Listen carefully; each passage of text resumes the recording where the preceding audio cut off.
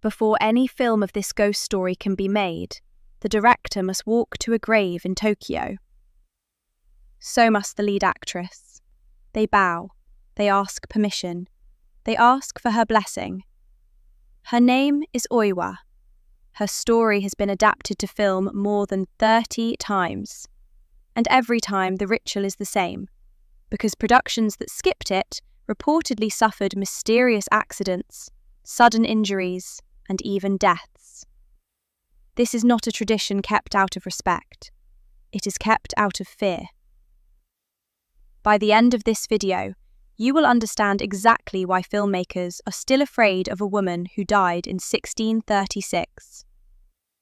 Edo, July of 1825.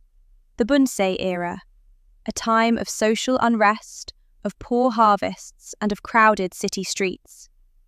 At the Nakamuraza Theatre, a playwright named Tsuruya Namboku IV was about to debut something unusual.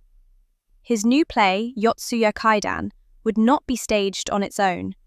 Instead, Namboku interleaved it with another play already beloved by Edo audiences, Kana Dehon Chushingura, the story of the 47 Ronin. On day one, audiences watched the first 6 acts of Chushingura, followed by the first 3 acts of Yotsuya Kaidan.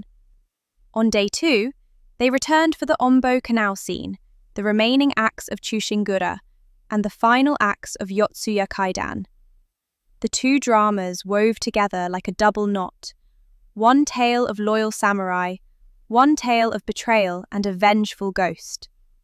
The show was so successful that the theatre had to schedule extra out-of-season performances just to meet the demand.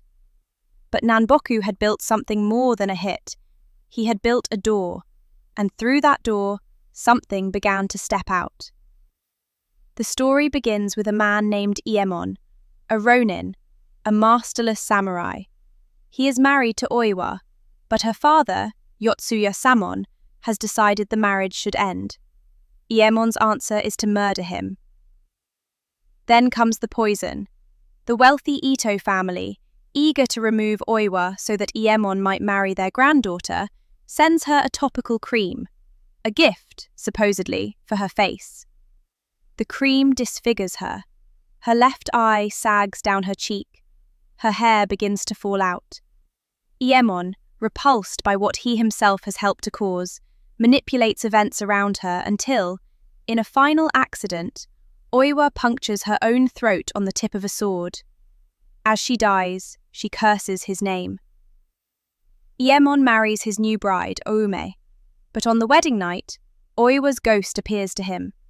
He sees her face where Oume's should be. He sees her face where the grandfather's should be, and he kills them both. He flees to a mountain retreat. The haunting only worsens.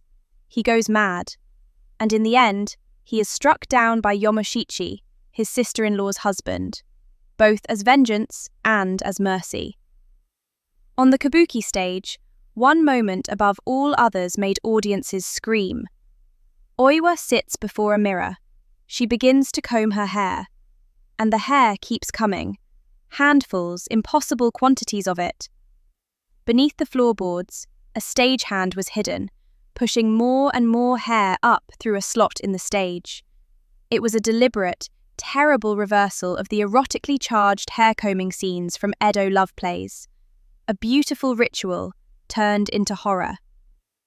To understand why Yotsuya Kaidan terrified Edo audiences, you have to understand where ghosts had lived before it. In earlier Japanese ghost stories, spirits haunted temples. They haunted the mansions of aristocrats. They haunted places that ordinary people would never enter. Namboku did something different. He put Oiwa's ghost inside a common household, the kind of small wooden home that the people sitting in his theatre actually lived in. Suddenly, the haunting was not somewhere else. It was next door. The Bunsei era was a period of social unrest, and the position of women in Edo society was severely repressed. A wife had little recourse against a cruel husband. So when Oiwa transformed from a powerless victim into an unstoppable avenger, audiences felt something they had not been allowed to feel out loud. Compare her to Okiku, the famous ghost of Bancho Sarayashiki, who counts plates from a well. Okiku is sorrowful. Okiku is passive. Oiwa is direct. Oiwa is brutal. Oiwa does not weep, she destroys.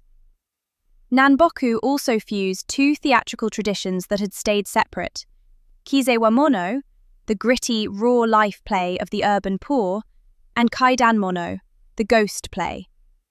The result was a horror that felt real because half of it already was, but the play's reach was about to grow far beyond the theatre itself. In 1826, just 1 year after the play debuted, an artist named Shunkosai Hokushu created a woodblock print called The Ghost of Oiwa for the Osaka run of the play. Her face was no longer only on the stage, it was on paper, in homes, in shops. Then came Katsushika Hokusai, the same Hokusai who painted The Great Wave. As part of his 100 Ghost Stories series, he drew perhaps the most iconic image Oiwa would ever have. Her enraged, disfigured face merged directly with the paper of a temple lantern. The lantern itself was her.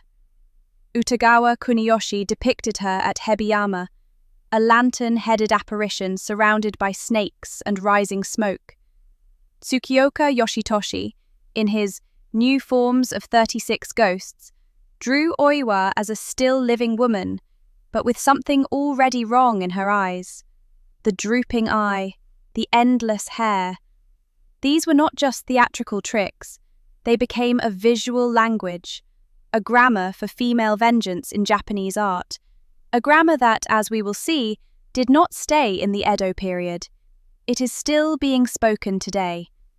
But before we get to the screen, there was one more place Oiwa needed to exist, a real one. There is a temple in Sugamo, a neighborhood in modern Tokyo, called Myogyoji. Inside that temple, there is a grave. The name on it is Oiwa. The date of death recorded there is February 22nd, 1636, nearly 200 years before Nanboku ever sat down to write his play. There is also a shrine, the Oiwa Inari Tamiya Shrine. It is connected to the story. People go there to pray. And in the modern film industry, this is where the ritual happens. Before cameras roll on any new adaptation, the director and the lead actress walk to that grave.